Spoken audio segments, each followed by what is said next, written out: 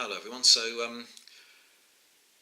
At the end of last year, I played a game with Pete from Mini Warzone, an American Civil War 15mm game using black powder, and it sparked my enthusiasm for black powder again, and for the smaller scale.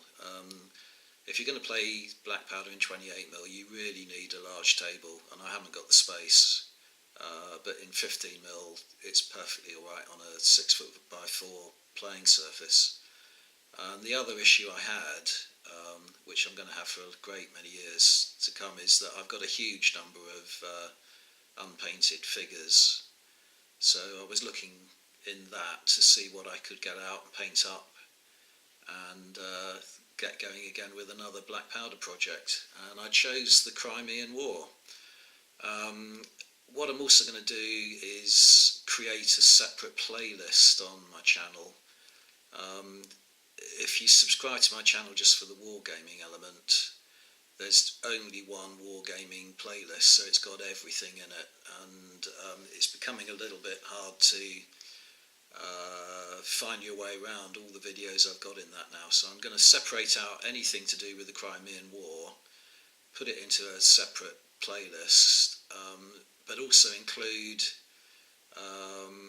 discussions about the war itself and the history of the war. So it won't be just wargaming, it'll be history related as well, and hopefully it'll build up into a nice little series of films on the topic. So what you're looking at now are some 18mm Eureka figures. Now, you can get these figures in the UK through Fighting 15s or through Eureka in Australia. There's a range of 18mm figures for the Napoleonic era, which are AB figures, and these figures aren't described as AB, they're described as Eureka, but I strongly suspect that it's the same sculptor. Why they didn't call them AB, I'm not entirely sure, but they are very nice 18mm figures, so they're slightly bigger than 15mm, and there's quite a comprehensive range. The one thing that is lacking from the range is very common amongst a lot of other ranges as well, is limbers for the artillery. So when I get round to painting artillery, I'm going to have to work out a solution to that problem. But anyway, these are straightforward British line infantry. I've painted them up as at the front the 57th West Middlesex, and at the back the 55th Westmoreland regiments.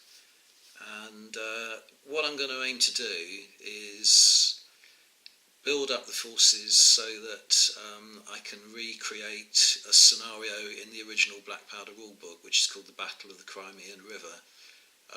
That's loosely based on the historical Battle of the Alma, but doesn't feature the French contingent that made a very significant contribution to the Battle of the Alma.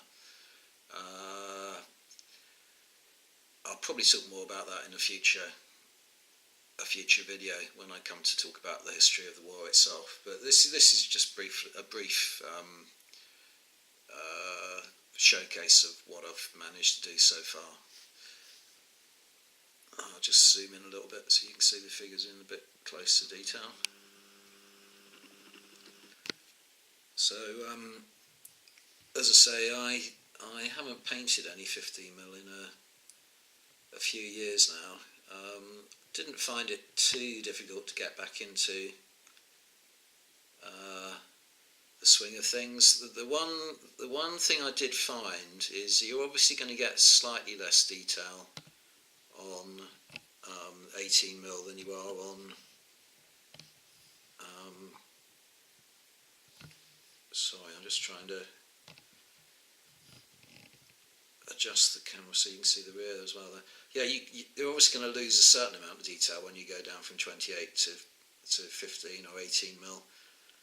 And AB are renowned for the level of detail on them, and one thing I did find with these figures is that they are lacking a certain amount of detail that you would still expect to be able to find on 15 or 18 mil figures.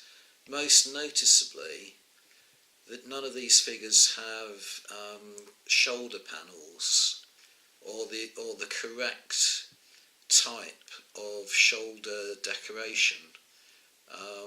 I'll try and put up a photograph from an Osprey book over this so you can see what I mean, but I have found on the TMP website someone else discussing this about these particular figures, that they lack shoulder boards, but they also lack a kind of, I don't know whether you'd call it a sort of swallow's nest arrangement, but it's definitely like a kind of an epaulette that the proper uniforms would have. It's not a big issue really. One of the things I'll probably talk about in a later video, I don't want to make this too long, go on one of my usual rambles, but the Crimean War is a slightly difficult war to wargame in that there were probably three main battles on the Crimean Peninsula itself: the Battle of the Alma, the Battle of Balaclava, and the Battle of Inkerman. And then on top of that you've got the fighting to actually capture the city of Sebastopol, the attacks on the fortifications and the sort of siege warfare. But the uniforms and the equipment of the British in particular rapidly deteriorated. And on top of that the weather conditions changed, so the Alma was fought in sort of late summer, I think it was, can't remember now if it was either September or October, but the British would have been dressed more or less like this for that battle. But as the later battles took place, the weather conditions were changing, and Inkerman was actually fought in cold early winter, autumnal weather, in the fog with very poor visibility. And a lot of the troops, particularly the guard regiments, wore greatcoats, and that does make it a little bit difficult to recreate those particular battles. But anyway, so I'm not too fussed about the lack of shoulder boards. You can portray it as the uniform slowly being reduced to the basics. And another nice thing I like about the Crimean War, it's of interest to me because I enjoy Napoleonic wargaming, and these figures are kind of, it's 40 years on from the Battle of Waterloo, and the uniforms have changed, but at first glance they almost look Napoleonic, but the shakos are different. They're wearing something called an Austrian shako, which has got a sort of rear peak as well. The trousers are now coloured sort of an Oxford mix colour, which is very dark blue with a red seam rather than grey. They're the main differences for this particular type of infantry. And also it's the first proper war fought on European soil since the end of the Napoleonic Wars. I kind of hesitate there because there were the Carlist Wars in Spain, but this is the first war that the British become involved in after the Napoleonic Wars, for sure. So anyway, there we go.